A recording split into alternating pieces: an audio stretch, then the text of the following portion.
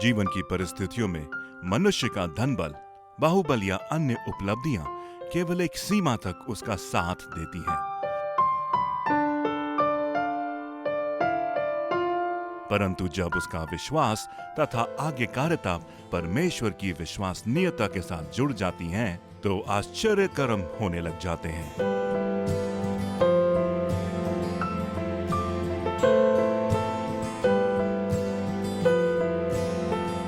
Bible एक ऐसी पुस्तक है जो जीवन की हर परिस्थिति में हमारा मार्गदर्शन करती है। बाइबल क्या कहती है?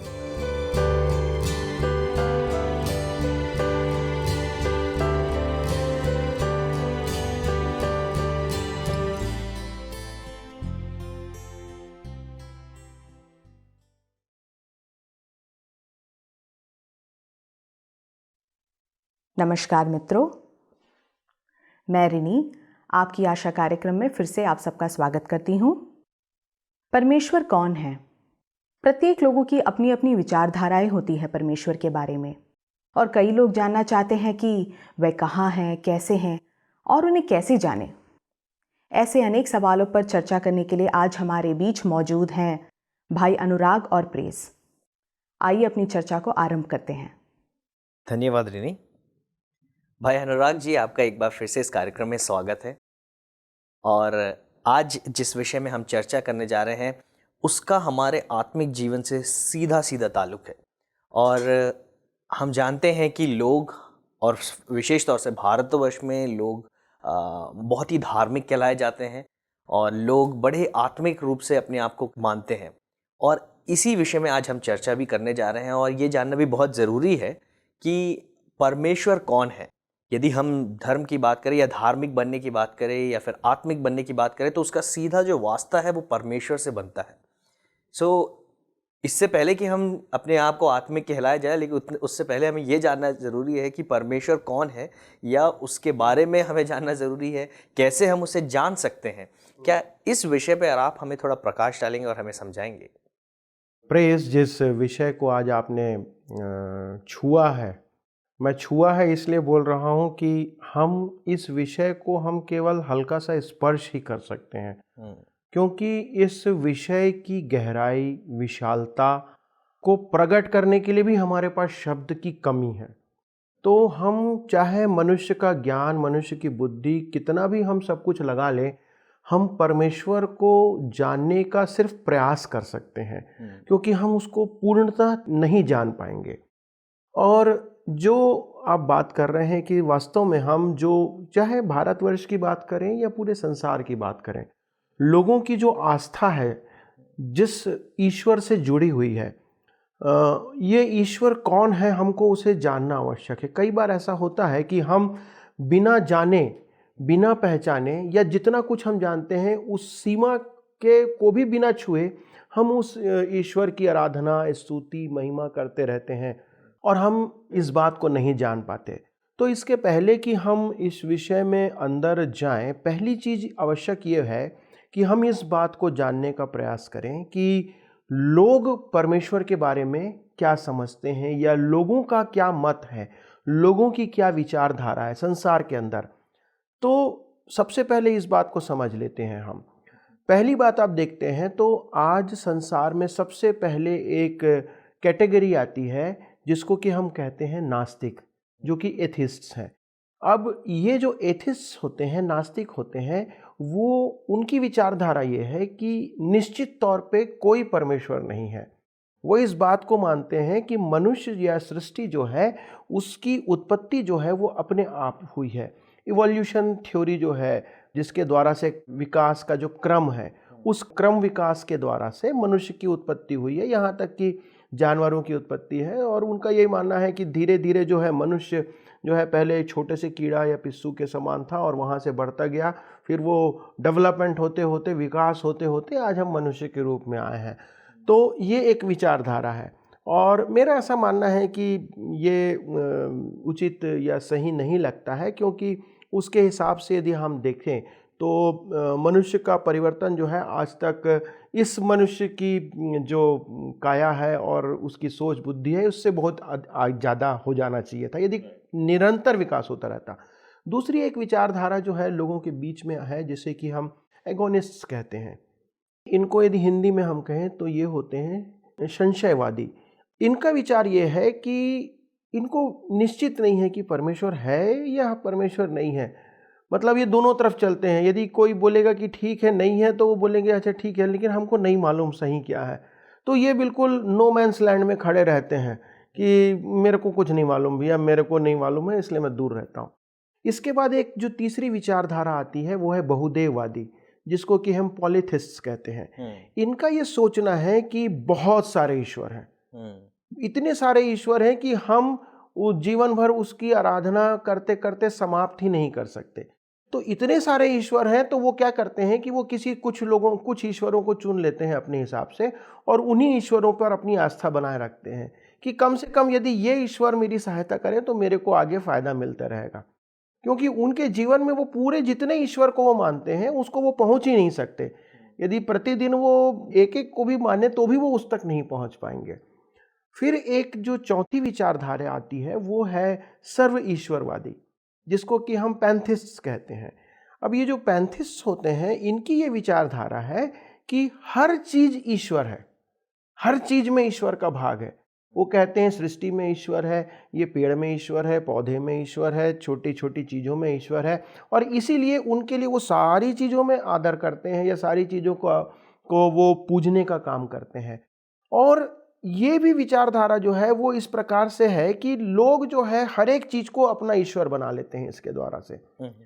फिर एक पांचवी विचारधारा आती है जिसको कि हम आस्तिकवादी कहते हैं या थीसिस्ट कहते हैं। थीसिस्ट वो होता है जो कि मानता है कि एक ईश्वर है, परंतु उस एक ईश्वर को वो मानने के बाद वो पहुंच नहीं पाया है वहां तक कि वो ईश्वर है कौन, वो ईश्वर कैसे जानूंगा मैं। वो मानता है कहीं ना कहीं कि हाँ ईश्वर एक है, पर कैसे है उस पर बहुत से विचार हैं। तो ये लोगों की विचारधारा है कि लोग परमेश्वर के बारे में या ईश्वर के बारे में क्या समझते हैं और क्या मानते हैं। आपने जो इतने विचार बताए और हम समझते हैं कि ये सिर्फ एक जगह का कोई विचार नहीं है या फिर किसी एक प्रत्येक व्यक्ति का नहीं, लेकिन बहुत सारे समूह में एक एक विचार के लोग पाए जाते हैं और इसको वो अपने विचार को आगे बढ़ाते हैं। लेकिन अब प्रश्न हमारे पास ये उठता है कि इतने सारे विचारों में से हम कैसे समझ पाएंगे कि कौन सा उचित विचार है या फिर सही विचार है जिसको हम कहें कि हाँ इसके द्वारा हम सही परमेश्वर को जान सकते हैं। प्रेज यहाँ पर एक बात जानने की भी आवश्यकता होगी हमारे को कि हमारा जो बिलीफ सिस्टम है, हमारी जो विचारधारा है वो इस बात को निर्णय करती है या स्थापित करती है कि हम किसकी और कैसे आराधना कर रहे हैं। ये हमारी विचारधारा तय करती है। तो आज आवश्यकता पहले यह है कि हम इस बात को जान करके उस विचारधारा को पहचानें और उसको बदलें यदि वो सही है तो। यदि हम गलत हैं तो हमको बदलने की आवश्यकता है और यदि हम सही हैं तो हमारे बदलने की आवश्यकता नहीं है। तो हमारी विचारधारा को हमें तय करने की आवश्यकता है पहले कि इन सारे वादों में से, इन सारे बिलीफ सिस्टम में से कौन सी बिलीफ सिस्टम है जिसको हम जान रहे हैं। परंतु जब बात आती है कि परमेश्वर को जानने की, तो हमारे पास एक ऑथेंटिक डॉक्यूमेंट है जो कि परमेश्वर ने स्वयं प्रदान किया है।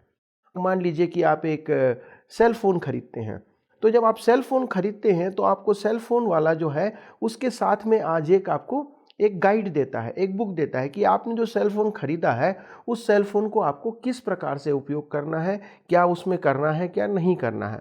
तो उसी प्रकार से मनुष्य को जब परमेश्वर ने बनाया तो मनुष्य के लिए उसने एक गाइड दिया, एक बुक दिया जो कि मनुष्य के जीवन को कैसा करना है, कैसे बनाया, क्या है वो सारी चीज़ें, और वो है हमारी बाइबल। तो हम इस बाइबल के आधार पर इस बात को जान सकते हैं कि परमेश्वर कौन है, वह किसके समान है और उसकी पहचान किस रूप में है। सो आपका कहने का अर्थ ये है कि यदि एक व्यक्ति बाइबल को पढ़ेगा तो उसको ना केवल ये पता चलेगा कि उसको अपने जीवन को कैसे चलाना, लेकिन उसको इस विषय में भी पता चलेगा कि उसका बनाने वाला कौन है। जी हाँ। जैसे सेलफोन के मैनुअल में सेलफोन का पूरा डिटेल्स होता है। जी हाँ। उसका क्या मॉडल है, सब कुछ, उसका चेयर कैसा, क्या क्या बिल्कुल सही। फंक्शंस और है। ये बाइबल हमारी मैनुअल है मनुष्य की, तो आवश्यकता है कि हम इस मैनुअल को जानें। अब यदि हम इस विषय पर बात करते हैं तो हम बहुत कुछ, तो फिर भी मैं इस बात को कहता हूँ कि जब हम परमेश्वर के बारे में बात करेंगे तो हमारा ज्ञान सीमित है। हम उसको एक सीमा से बाहर हम नहीं जा सकते, क्योंकि परमेश्वर ने हमारे लिए एक सीमाना बांधा है, हमारी बुद्धि का, हमारे ज्ञान का, हमारे जीवन का, तो हम उसको पार नहीं कर सकते। फिर भी कुछ बातें हम जानेंगे परमेश्वर के बारे में, और वो हमें इस बात को, हमारे बिलीफ सिस्टम को, हमारी विचारधारा को स्थापित करने में हमारी सहायता कर सकती है। पहली बात आप बाइबल में से पढ़ सकते हैं, व्यवस्था विवरण उसका 6वां अध्याय और उसका 4वां वचन। हे इज़राइल, सुन, यहोवा हमारा परमेश्वर है, यहोवा एक ही है। यहाँ पर विशेष तौर पर परमेश्वर जब अपने लोगों से बात करता है तो वहाँ पर वो इस बात को इस्टेब्लिश करता है, इस बात को स्थापित करता है कि परमेश्वर एक ही है। और जब हमारी ये विचारधारा आती है कि बहुत से लोग सोचते हैं कि कितने परमेश्वर हैं, या विशेष तौर पे तो परमेश्वर खुद इस बात को स्थापित करता है कि परमेश्वर एक है। यदि यशायाह 46 उसके 9 को आप पढ़ते हैं तो वहाँ पर भी वो इसी बात को बताता है, और वो इस बात को स्थापित करना चाहता है कि जो परमेश्वर है वो और कोई नहीं है, मैं ही हूँ। प्राचीन काल की बातें स्मरण करो जो आरंभ ही से है, क्योंकि परमेश्वर मैं ही हूँ, दूसरा कोई नहीं। मैं ही परमेश्वर हूँ और मेरे तुल्य कोई भी नहीं है। तो ये दोनों वचन इस बात को स्थापित करते हैं हमको समझने में कि पहली चीज परमेश्वर एक है। अब जब हम कहते हैं कि कौन है वो एक परमेश्वर, तो कहता है मैं हूं। अब ये मैं कौन सा परमेश्वर है? ये वो परमेश्वर है जो कि अनादिकाल से, उस उत्पत्ति से जो क्रिएशन है, जहां पर कि हम देखते हैं कि परमेश्वर ने सृष्टि की रचना किया, मनुष्यों को बनाया। उसके बाद वो चलते चलते हम आते हैं अब्राहम के पास, आते हैं अब्राहम से मूसा। तो ये वो परमेश्वर है जो इनसे बातें करता चला आ रहा था, इनसे वार्तालाप करता चला आ रहा था, और इस्राएल से कहता है कि हे इस्राएल सुन, मैं वही परमेश्वर हूँ जो कि तेरा बनाने वाला हूँ। तो ये आवश्यकता है कि हम इस बात को माने कि परमेश्वर सबसे पहले एक है। फिर इसके बाद हम इस बात को भी समझने की ज़रूरत है कि परमेश्वर ना केवल एक है, परंतु बाइबल कहती है कि परमेश्वर आत्मा है, गॉड इज़ ए स्पिरिट। तो जब परमेश्वर की बात आती है तो परमेश्वर एक आत्मा है, और साथ ही साथ जो है परमेश्वर जो है वो एक व्यक्ति भी है। तो ये दोनों चीज़ यहाँ पर सामने आती है हमारे सामने कि एक है, फिर परमेश्वर आत्मा है, और फिर परमेश्वर एक व्यक्ति है। तो ये जो है ये लोगों को एक कठिन स्तर में ला देती है, जहाँ पर उसे समझने में थोड़ा सा मुश्किल होती है। आप यहाँ पर ये बताना चाह रहे हैं कि परमेश्वर एक है, ठीक है, लेकिन परमेश्वर आत्मा है और परमेश्वर एक व्यक्ति है। मुझे लगता है यहाँ पर बहुत सारी बातें कंफ्यूजिंग होते जा रही है, और शायद मैं चाहूँगा कि आप इसको थोड़ा सा और विवरण करके बताएं, ताकि हमें से हर एक जन इसको समझ पाए, क्योंकि शायद आपने पहले ही कहा था कि हम सारी बातें तो परमेश्वर की नहीं समझ सकते, नहीं जान सकते, लेकिन क्या आपको इसको थोड़ा सा इसका विश्लेषण करके बताएंगे? एक वचन पढ़िए यहाँ पर, पहला थिस्सलुनीकियों उसका पहला अध्याय और पहला वचन। पौलुस और सिलवानस और तिमुथियुस की ओर से थिस्सलुनीकियों की कलीसिया के नाम, जो परमेश्वर पिता और प्रभु यीशु मसीह में है, अनुग्रह और शांति तुम्हें मिलती रहे। ये जो है थिस्सलुनीकियों के द्वारा से जब ये पौलुस यहाँ पर लिखता है तो एक नया बात यहाँ पर हमारे को आती है कि परमेश्वर त्रिएक परमेश्वर है। अब जब हम ये बात करते हैं तो फिर एक क्वेश्चन यहाँ पे आता है कि हम कह रहे हैं परमेश्वर एक है, फिर हम कह रहे हैं परमेश्वर आत्मा भी है, व्यक्ति भी है, फिर हम कह रहे हैं कि परमेश्वर त्रिएक है। यहाँ पर शायद वही मैं आपसे पूछना चाहूँगा कि हमने पहले भी बात किया था कि परमेश्वर एक है, तो क्या ये पॉलिथिस्टिक नहीं बन जाएगा जब आप पॉलिथिस्टिक जो विचार में आते हैं लोग? नहीं, देखिए, जब इस बात को सामने आता है तो बहुत से लोग ये कहते हैं, विशेष तौर पर एक मुख्य समुदाय के लोग जो कहते हैं कि ईश्वर एक है, वो ये कहना चाहते हैं कि नहीं नहीं, जो मसीही लोग हैं वो 3 ईश्वर को मानते हैं। तो बात यहाँ पर यह है कि हमको ये समझना है कि परमेश्वर 3 है, लेकिन 3 रूप में है। 3 उसका व्यक्ति है, व्यक्तित्व की बात नहीं कर रहा हूँ, 3 व्यक्ति हैं, परंतु तीनों व्यक्ति मिलकर के वो एक हैं। अब ये जो त्रिएकता है, इसके लिए एक बात जो है प्रभु के एक दास कहते हैं कि त्रिएकता एक ऐसा विषय है, यदि आप उसको समझाने का प्रयास करेंगे तो आप अपना मानसिक संतुलन खो देंगे, और यदि आप इस त्रिएकता का इनकार करेंगे तो आप अपने उद्धार को खो देंगे। तो ये एक ऐसी बात है कि हम इस त्रिएकता को समझा नहीं सकते। कुछ बात ऐसी होती है परमेश्वर को लेकर के जिसको हमको विश्वास करना पड़ता है, और वो त्रिएकता में विश्वास करने की बात है कि जो तीन बात आती है कि परमेश्वर का तीन व्यक्ति है। एक परमेश्वर पिता है, दूसरा परमेश्वर पुत्र है, और तीसरा परमेश्वर पवित्र आत्मा है। तो जो परमेश्वर पिता है, ये पिता जो है पुत्र से बड़ा नहीं है, ना कोई एक दूसरे से बेहतर है, ना कोई एक दूसरे से कम है, और ये तीनों अलग अलग भी हैं और तीनों एक साथ भी हैं। तो ये जो त्रिएकता है परमेश्वर की, ये बहुत महत्वपूर्ण है कि हम इस पर विश्वास करें। दूसरी बात यहाँ पर यह आती है कि जो त्रिएकता शब्द है, ऐसा बाइबल में कहीं पे आपको नहीं मिलेगा। ये शब्द बाइबल में उपयोग नहीं किया गया है, लेकिन जो बाइबल के धर्म सिद्धांत हैं उसके आधार पर हम विश्वासी और जो मसीही हैं वो इस बात को इस्टेब्लिश करते हैं या मानते हैं कि परमेश्वर त्रिएक है।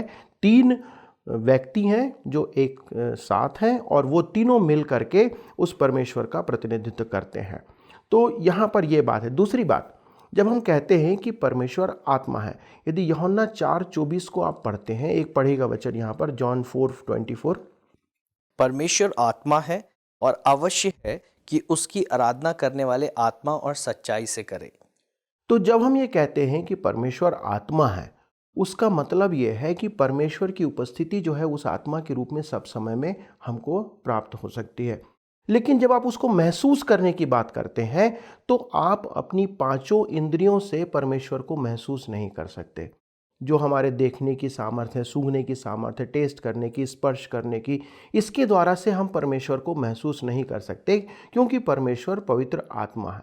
और ये वो जो आत्मा है, यदि भजन 139 को आप पढ़ेंगे, उसके 7वें वचन से 12 वचन को, तो वहाँ पर दाऊद लिखता है कि तू सर्व उपस्थित परमेश्वर है, हर जगह पर हर समय वो उपस्थित होता है। और इसीलिए वो कहता है कि मैं तेरी आत्मा से भागकर कहाँ जाऊँ, मैं यदि स्वर्ग में चढ़ जाऊँ तो वहाँ भी तू है, यदि मैं पृथ्वी पर चले जाऊँ वहाँ भी तू है, यदि मैं पाताल में चले जाऊँ वहाँ भी तू है।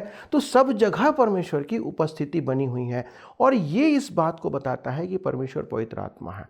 लेकिन एक और बात यहाँ पर जब आती है, हम त्रिएकता की बात करते हैं, तो परमेश्वर के पास एक पर्सन है, गॉड इज़ अ पर्सन, और परमेश्वर का जो व्यक्ति है वो आपके और मेरे समान है। यदि आप उत्पत्ति में जाते हैं तो वहाँ पर लिखा हुआ है कि परमेश्वर ने कहा कि आओ हम मनुष्यों को अपने स्वरूप और समानता में बनाएं। तो जब परमेश्वर ने मनुष्य को बनाया, आदम को बनाया, तो आदम के द्वारा से परमेश्वर ने अपने स्वरूप को उसमें डाला, या अपने स्वरूप को परमेश्वर ने उसमें प्रकट किया। अब ये समझना है कि जब आदम अकेला था, परमेश्वर का व्यक्तित्व या परमेश्वर का जो स्वरूप है वो कैसे है। परमेश्वर पिता, पुत्र और पवित्र आत्मा के रूप में जब हम देखते हैं तो परमेश्वर त्रिएक है। उसी प्रकार मनुष्य भी त्रिएक है। मनुष्य भी त्रिएक किस प्रकार से है? मनुष्य के पास देह है, मनुष्य के पास प्राण है, और मनुष्य के पास आत्मा है।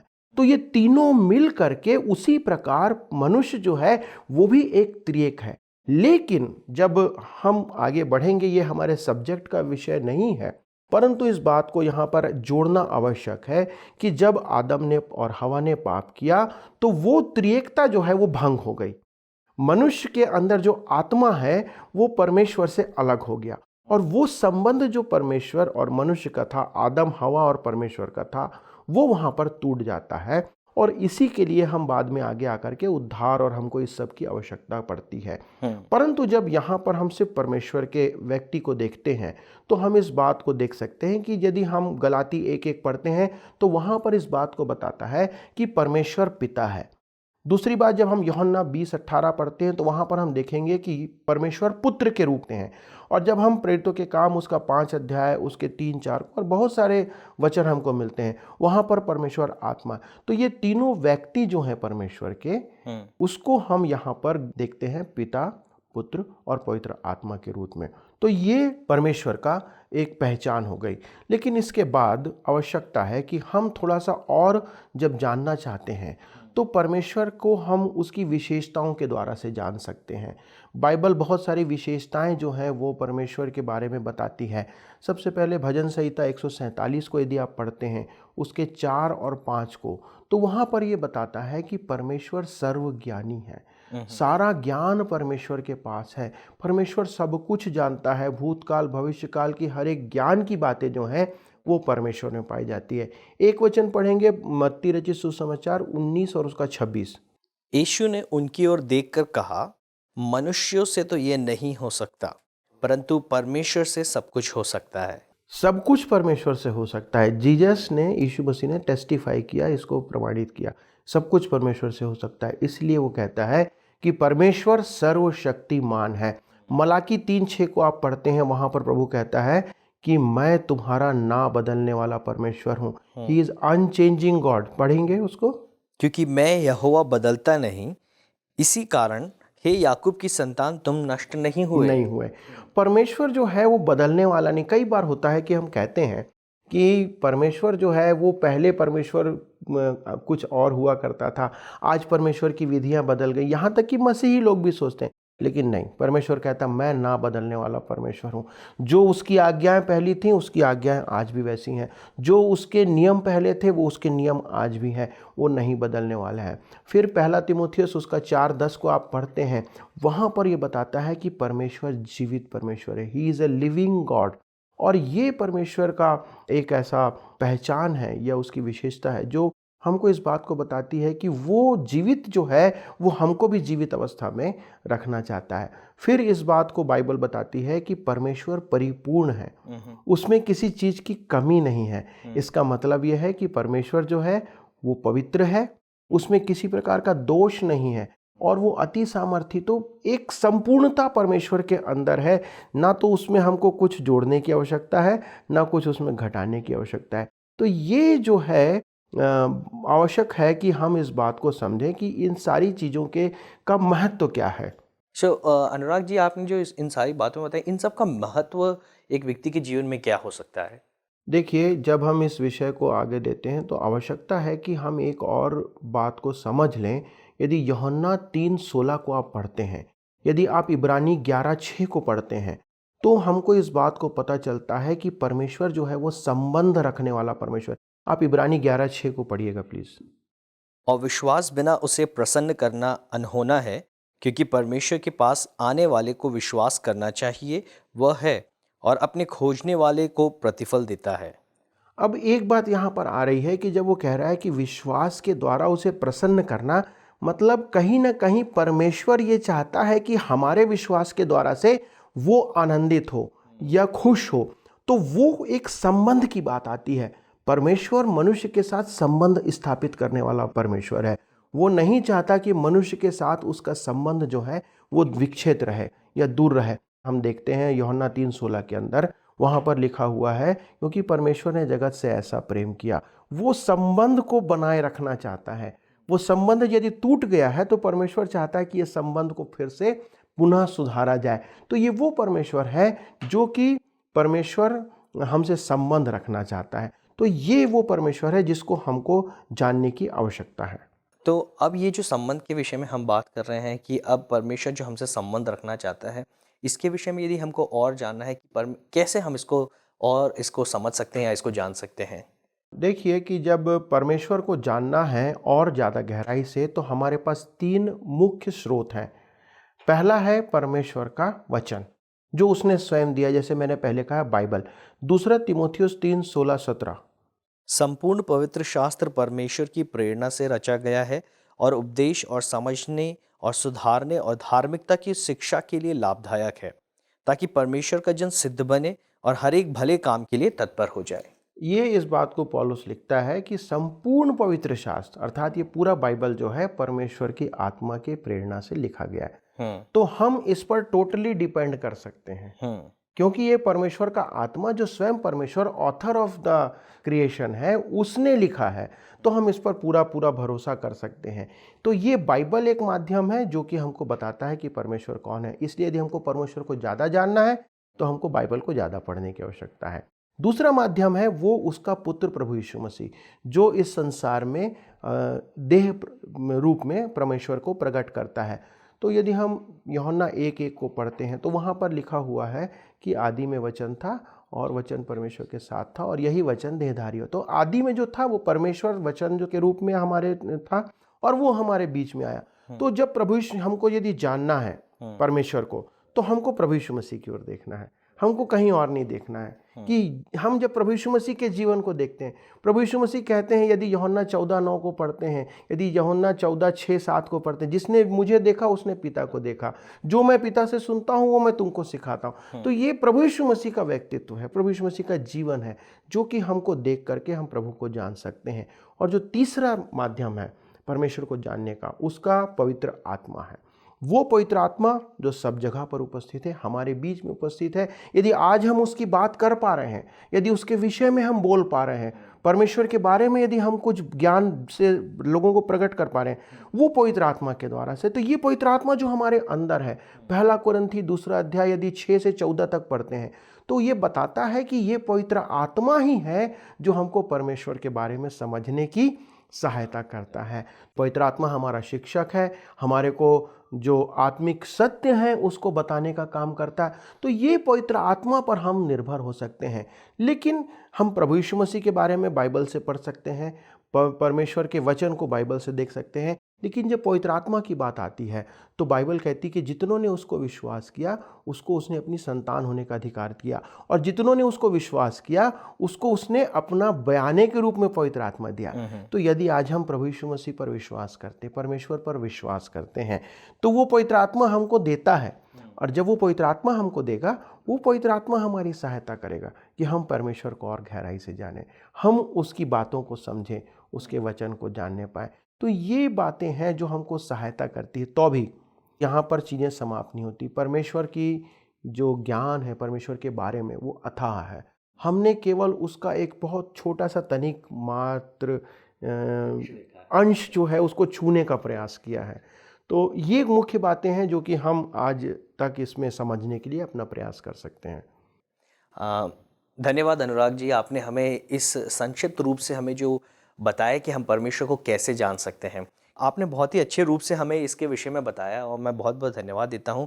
और ऐसी आशा करता हूं कि हमारे जो दर्शक जो आज इसको देख रहे हैं और सुन रहे हैं, वो इससे एक सीख को प्राप्त करके दूसरों तक भी इस सीख को पहुंचाने पाए, ताकि लोग उस सच्चे परमेश्वर को जान सकें। क्यों ना हम अपने दर्शकों के लिए प्रार्थना करते हैं। स्वर्गीय पिता, हम आपको धन्यवाद देते हैं ये सुंदर समय के लिए, और ये जो कार्यक्रम के जरिए जितने दर्शक हमें सुनते हैं और इस कार्यक्रम को देखते हैं, प्रभु जी हमारी ये प्रार्थना है कि उनके जीवन में आप कार्यों को कीजिए और उन्हें एक ऐसा अवसर मिलने पाए कि वो आपके इस वचन को जानने पाए, और इस वचन के जरिए वो आपको और जानने पाए, कि उनका जीवन आपकी ओर नज़दीकी में बढ़ जाए और प्रभु वो एक सच्चे और जीवित परमेश्वर को जानकर उसकी आराधना करने पाए। प्रभु हमारी ऐसी आशा है और अपेक्षा है कि पवित्र आत्मा हर एक के जीवनों को छूने पाए और हर एक के जीवनों को अंधकार से निकाल के ज्योति में लाने पाए। प्रभु जी हम धन्यवाद देते हैं इन सारे चर्चा के लिए और ये समय के लिए। भाई अनुराग के लिए भी धन्यवाद देते हैं, जिन्होंने बहुत ही अच्छे रूप से हमें इस बात को सिखाया, और सारे दर्शकों के लिए प्रार्थना करते हैं कि हम सभी आप में आशीषित होने पाए।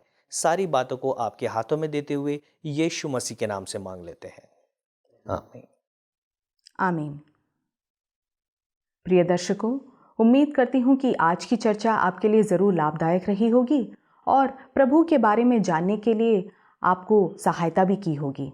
इस विषय पर अधिक जानकारी के लिए स्क्रीन पर दिए गए हुए नंबर पर आप हमें संपर्क कर सकते हैं। तब तक प्रभु की उपस्थिति में बने रहिए। अगले हफ्ते फिर मिलते हैं एक नए विषय के साथ। नमस्कार।